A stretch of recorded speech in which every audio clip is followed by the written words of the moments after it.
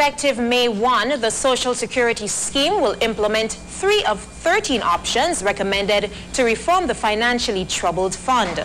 The contribution rate will increase by 2%, which will be shared equally between employer and employee.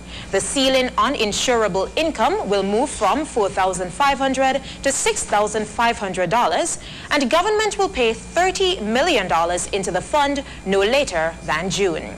These will be the first substantial operational changes made to the 40-year-old organization since its inception.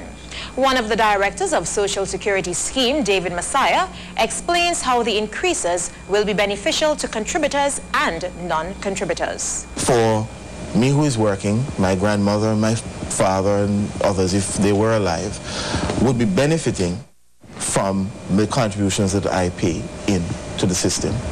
When you pay $6,500, it redounds to my benefit in the long term because it means that my pension will be greater.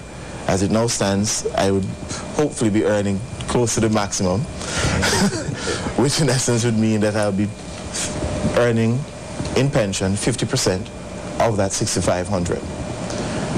In the meantime, as I'm paying my contributions, it does mean that as I'm not drawing an immediate benefit, those persons whom would have been experiencing difficulty from the Social Security, primarily because of that $18.8 million deficit, would know, and that works out to be just a little over 1-point-something million per month, would now be benefiting from that inflow. The scheme will also attempt to close the gap through the sale of its physical assets.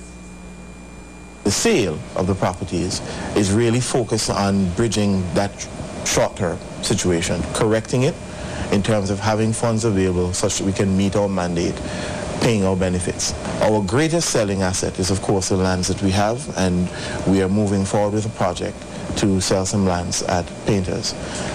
Currently, that's 6.5 acres, with the intent to sell additional acreage at Painters. As part of our long-term strategy, we are also acquiring properties from the government, which, again, the view would be to develop and liquidate. So our investments are still very much being driven by the whole principle of safety.